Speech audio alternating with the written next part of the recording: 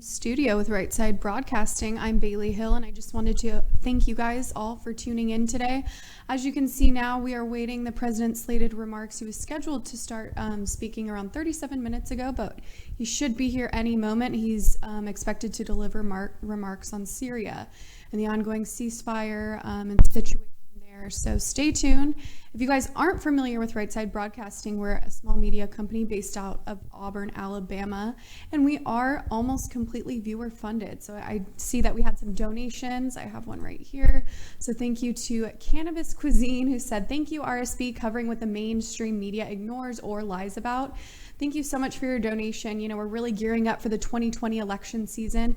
We're really excited to be building up our war chest to make sure that we can compete with the mainstream networks and, our other opponents out there, so to speak, in the media. So thank you guys so much for donating and tuning in. If you're interested in donating, you can do that through the YouTube Super Chat on the side of your screen, or you can go to rsbnetwork.com/donate. Again, that's rsbnetwork.com/donate. So I just wanted to thank you guys again for tuning in, and stay tuned. We are scheduled to hear from the president any moment now. Thank you guys.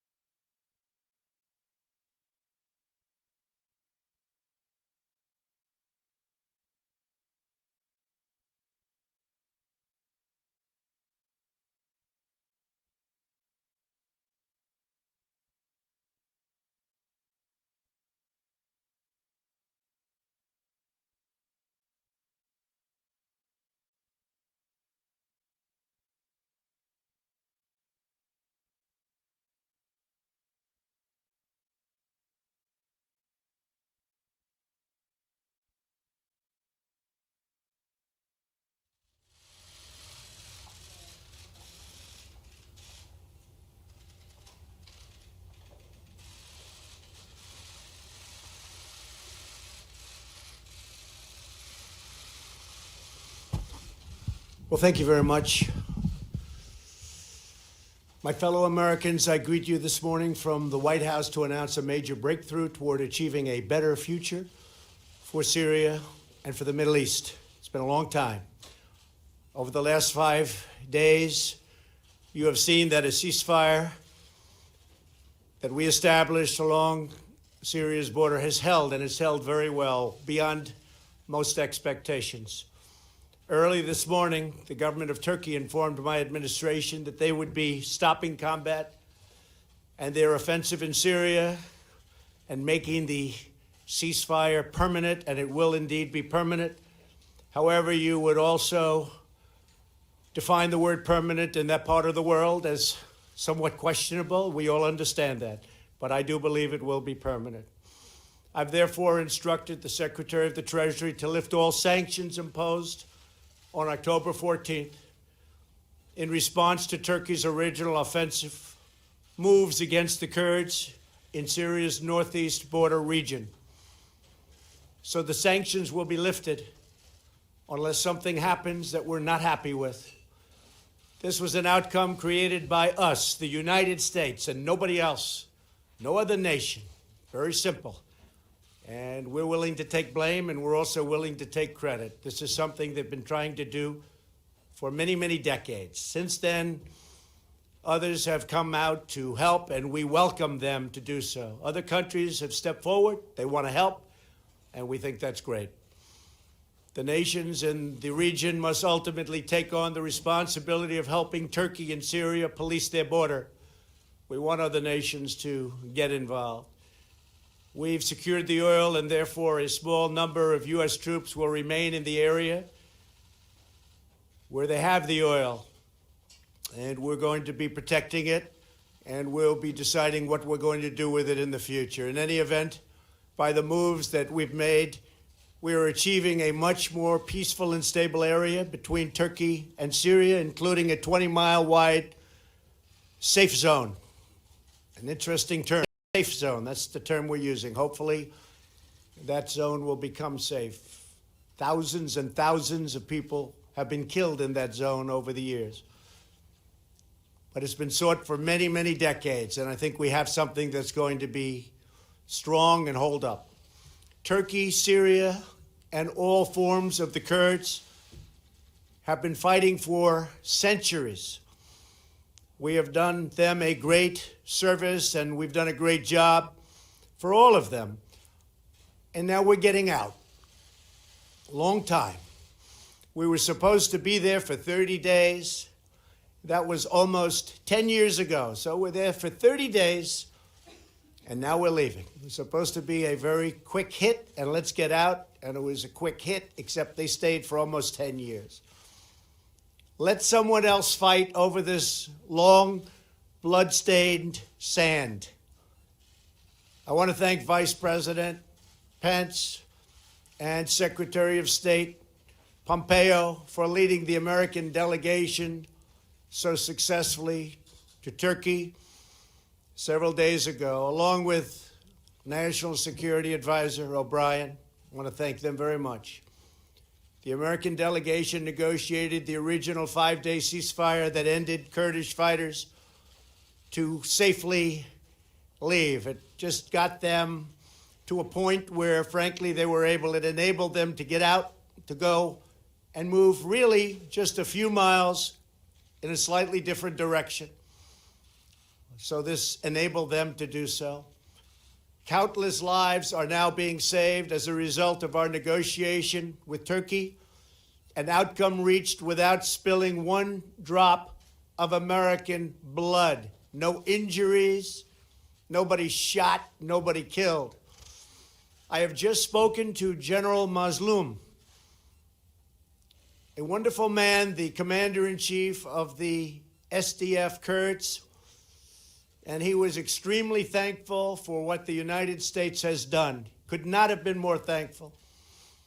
General Mazlum has assured me that ISIS is under very, very strict lock and key, and the detention facilities are being strongly maintained. There were a few that got out, a small number, relatively speaking, and they've been largely recaptured.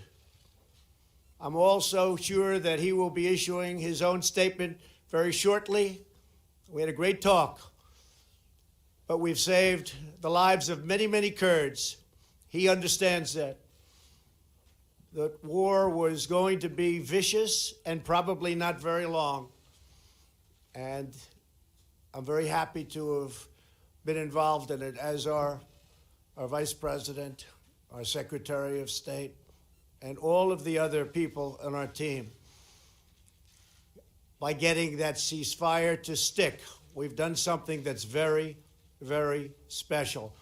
But by getting the ceasefire after a tremendous amount of really tough war for a very short period of days, that is something very special. Our troops are safe, and the pain and suffering of the 3-day fight that occurred was directly responsible for our ability to make an agreement with Turkey and the Kurds that could never have been made without this short-term outburst. Should Turkey fail to honor its obligations, including the protection of religious and ethnic minorities, which I truly believe they will do, we reserve the right to reimpose crippling sanctions, including substantially increased tariffs on steel and all other products coming out of Turkey. We are now an economic powerhouse like never before, and very importantly, like no other. Our economic might is stronger than it's ever been, and our competitors are not doing very well.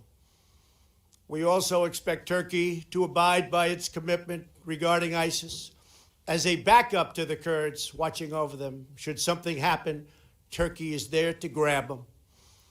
Further, we implore European countries to come and take those fighters that the U.S. captured and bring them back to their countries for incarceration and for trial. Until just recently, Europe has been very unresponsive in doing what they should have been doing for a long time. Now is their chance to finally act. American forces defeated 100% of the ISIS caliphate during the last 2 years. We thank the Syrian Democratic Forces for their sacrifices in this effort. They've been terrific. Now Turkey, Syria, and others in the region must work to ensure that ISIS does not regain any territory. It's their neighborhood. They have to maintain it. They have to take care of it. There were some political pundits who responded to Turkey's offensive in Syria by calling for yet another American military intervention. I don't think so.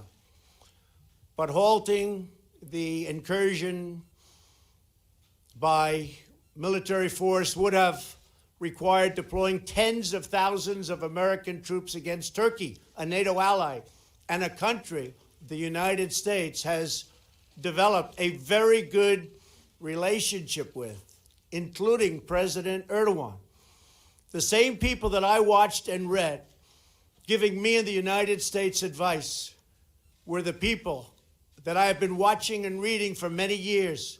They are the ones that got us into the Middle East mess, but never had the vision or the courage to get us out. They just talk. How many Americans must die in the Middle East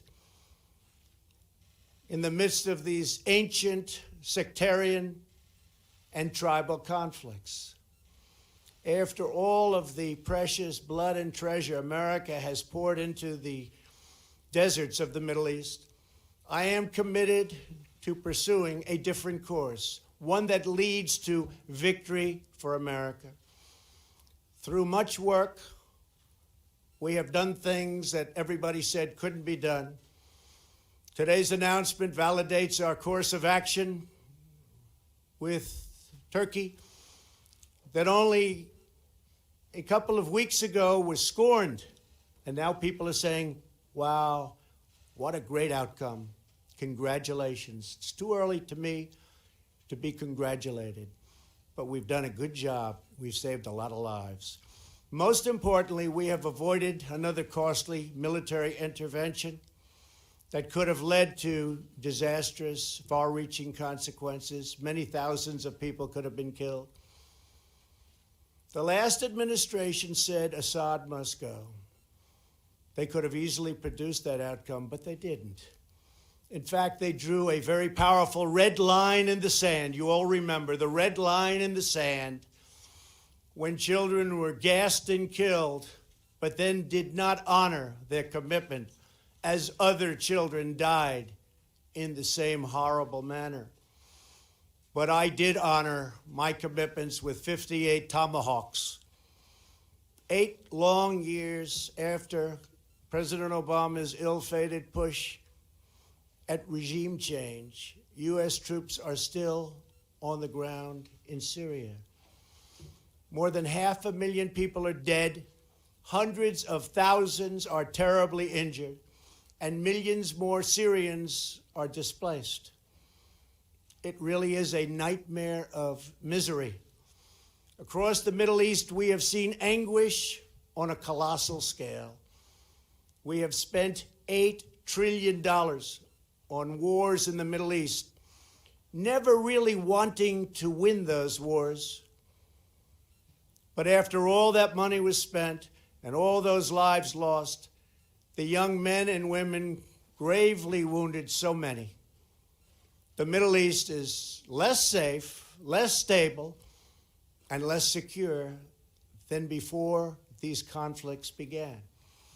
The same people pushing for these wars are often the ones demanding America open its doors to unlimited migration from war-torn regions, importing the terrorism and the threat of terrorism right to our own shores. But not anymore. My administration understands that immigration security is national security. As a candidate for president, I made clear that we needed a new approach to American foreign policy, one guided not by ideology, but by experience, history, and a realistic understanding of the world. We are building up America's military might like never before, investing $2.5 trillion since my election. But we will not be depleted. We will not happen again. It will not be allowed to happen again, where our military is depleted, fighting in areas of the world where we shouldn't be. When we commit American troops to battle, we must do so only when a vital national interest is at stake. And when we have a clear objective, a plan for victory, and a path out of conflict, that's what we have to have. We need a plan of victory. We will only win. Our whole basis has to be the right plan, and then we will only win. Nobody can beat us. Nobody can beat us. I want to again thank everyone on the American team who helped achieve the ceasefire in Syria, saved so many lives, along with President Erdogan of Turkey, a man I've gotten to know very well, and a man who loves his country. And in his mind, he's doing the right thing for his country. And we may be meeting in the very near future. I also want to thank General Mazloum for his understanding and for his great strength and for his incredible words today to me, but me just as a representative of the United States, because he knows that we saved tens of thousands of Kurds. And we're not talking in the long term, we're talking in the short term. We're talking something that was going on immediately and something, frankly, that was planned for a long time. The job of our military is not to police the world. Other nations must step up and do their fair share. That hasn't taken place. Today's breakthrough is a critical step in that direction. Thank you all very much, and God bless America. Thank you. Thank you.